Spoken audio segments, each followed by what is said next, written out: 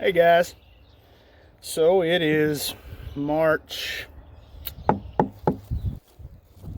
I really don't even know.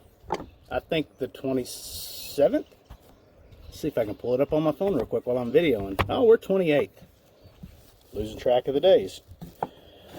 Well, anyway, we are a little behind schedule on our potato planting this year because of the weather. It's just been so wet, cold still. Now we've had a couple good days of warm weather. It's got the ground dried out. Sorry, I'm shaking the phone using the bucket to hold the phone up that I'm doing my potatoes with. So if you're new to planting potatoes, probably wondering why I'm cutting these potatoes up. So what you're looking for is that little guy right there. You've probably seen it in your pantry. You forgot about a bag of potatoes and they start growing stuff. Well, these are called the eyes. So if you've got more than one eye on a potato, you can cut that off and now you've got two potato plants. It's going to make more potatoes. So the more eyes, the better. That's what we look for. So, some of these have two, some of them have three. We just cut those up into pieces so we can maximize what we're getting, out of the poundage of potatoes that we've bought. And I think I've got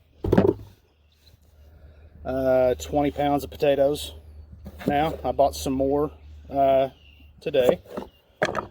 They're Yukon Gold. Kind of see it's a little rotten on the side, but it'll still grow. They're a more yellow fleshed potato. I prefer them for the taste. They're really good.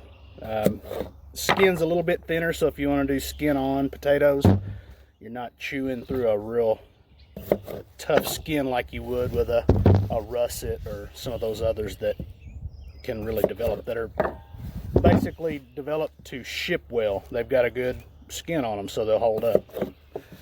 So Yukon Gold is my preferred potato. Good turnaround on it, get a good crop.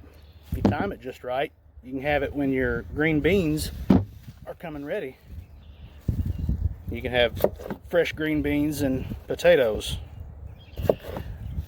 But back to what I was saying about being behind. In our area, which I'm in Western Kentucky, we can start planting potatoes around St. Patrick's Day, just depending on the weather. That's generally our rule.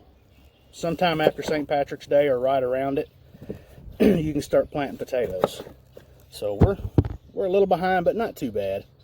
We'll still get a good crop. You just don't want them plant them midsummer. You'll get them to grow, but they don't seem to grow good potatoes, as they get on, as the hotter it gets when you plant. So this is what I'm doing now, and here in a minute we'll show you where we're going to put these guys.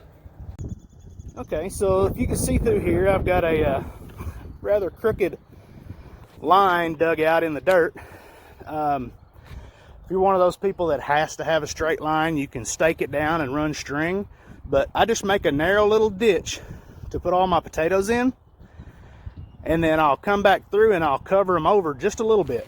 But what you want to do is make sure you've got room on either side of your line, because once these potatoes start sprouting, we're going to have to hill them up.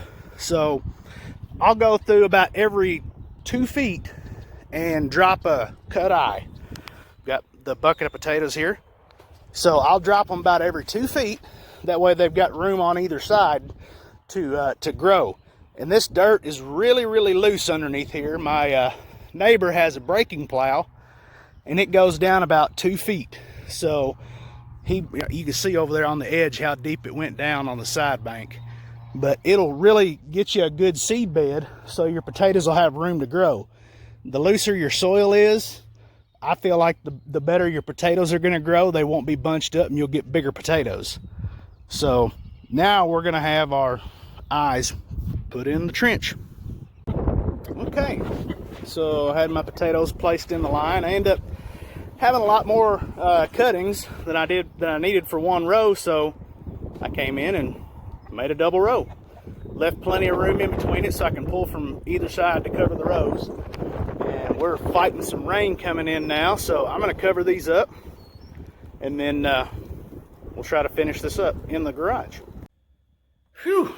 So we, with a little bit of help from my assistant, aka my wife and granddaughter, we got the potatoes in the ground before the rain, but just barely. You can see it's starting to come down pretty good out there now. A little bit of thunder, but we got a few good days of nice weather, so we took advantage of it. We got the garden broke up, got it tilled, but well, from the start, we got the ground broke, and we let it sit for a couple days like that.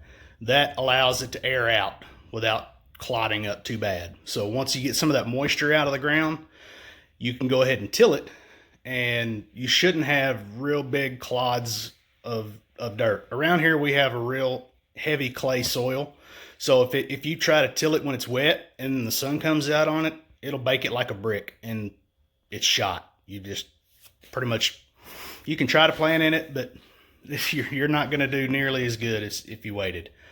But we're in a garage now. We're dry. We've got some of our plants right here that I've brought in.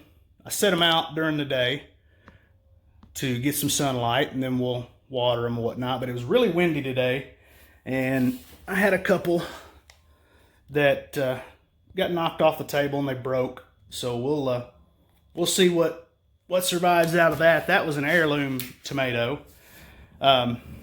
Got 4 grape tomatoes. My granddaughter really likes eating those, so that's four grape tomato plants is probably enough for half of our county. If they're done right and good fertilizer, you'll get sick of seeing them. You'll get tired of picking them. You'll just chop the plant down. But we do a lot of big beef. They're an indeterminate tomato, so what that means is they will keep producing until we get a frost. So we can keep going on those for a long time. We can put stuff up for canning. And we like growing these peppers. They're called Trick-U. Basically what they are is they're a jalapeno with no heat. So you get all the flavor from your jalapenos without them burning, coming in or going out. They tend to do that when you get a little older. But we've also got our elderberry plants, our bushes. I've got a couple of them, and my buddy Darren, he got 4 of them. So we'll have, hopefully in a couple years, we'll have a bunch of elderberries, because I like making elderberry wine, and a lot of people are wanting an elderberry syrup because it's really elderberries are really high in antioxidants. So that's that's what we do. You know, it's always something going on around here, whether it's, you know, middle of winter and we're hunting and chasing down trapped animals we like to trap, and then when it comes on into spring, we start in our garden. This year I started this video series a little late. Last year, and for the past few years before that, we had pigs. So we're without animals other than our chickens right now, but we're looking into, some dark clouds coming in. We're looking into getting goats and maybe some sheep. And I know my wife would love an alpaca or a llama, something like that.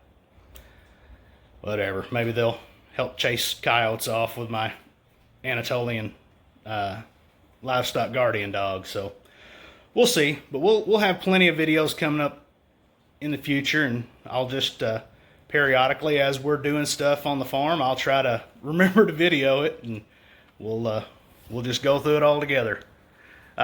If you do like my videos, please like and subscribe. I know it's one of those things.